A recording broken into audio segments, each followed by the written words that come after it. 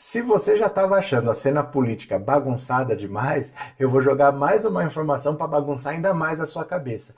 Luciano Huck decidiu, ele vai sim ser candidato à presidência da República. Ele já escolheu até o partido pelo qual vai disputar e já tem até o nome de quem pode ser o vice dele. Eu vou explicar com calma para você, assista esse vídeo até o final e vem comigo.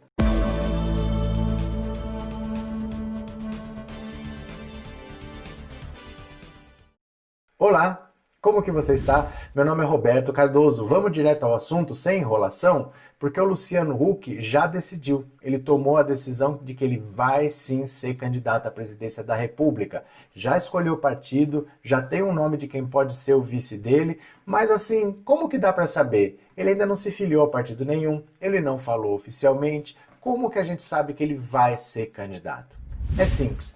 Luciano Huck tem um contrato com a Rede Globo. E esse contrato vence no final de 2021.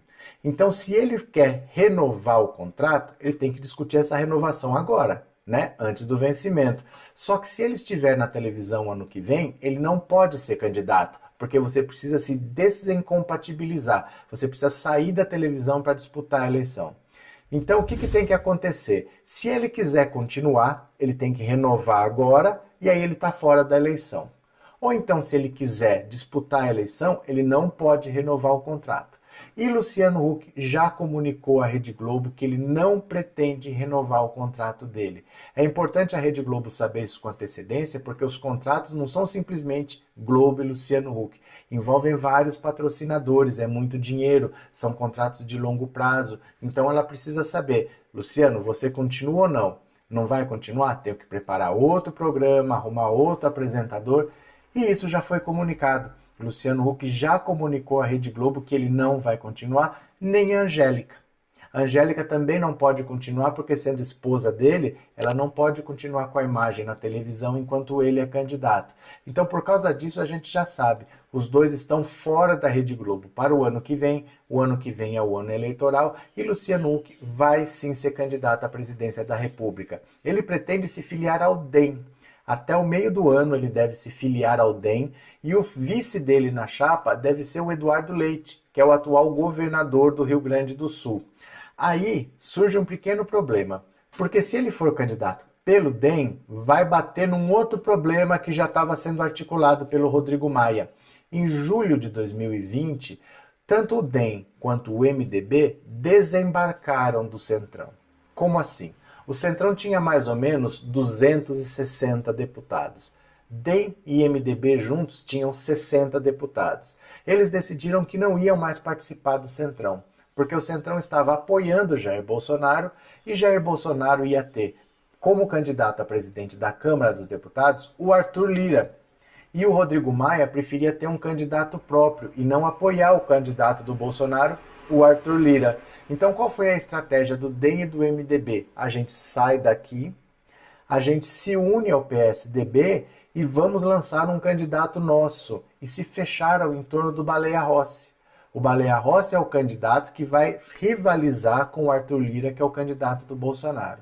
Só que nessa aliança aqui de DEM, MDB e PSDB, o nome forte para ser candidato à presidência da República seria João Dória.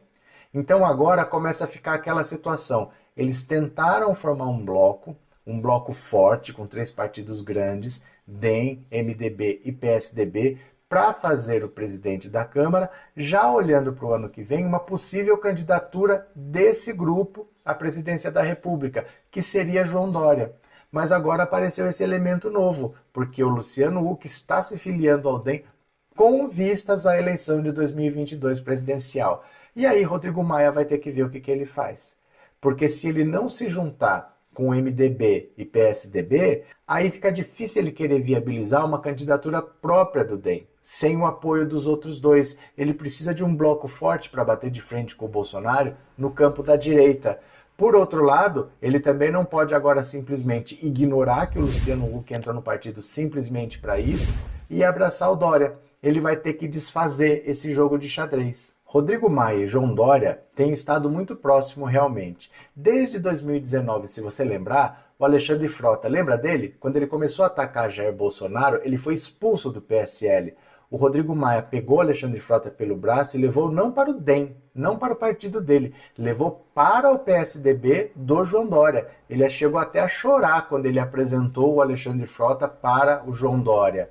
E além disso, agora que São Paulo está tendo dificuldade com os insumos da Coronavac lá na China, por causa dos atritos com o governo Jair Bolsonaro, quem se ofereceu para intermediar foi o Rodrigo Maia. O Rodrigo Maia está ajudando o João Dória a conseguir os insumos para a produção da Coronavac. Nessa situação, vai ficando mais claro também que o Sérgio Moro está sendo considerado peça fora do baralho, porque a direita já tem como representante Jair Bolsonaro, caso ele chegue até lá, e também já teria o Dória e já teria o Luciano Huck. Começam a se fechar as portas para uma candidatura do Sérgio Moro.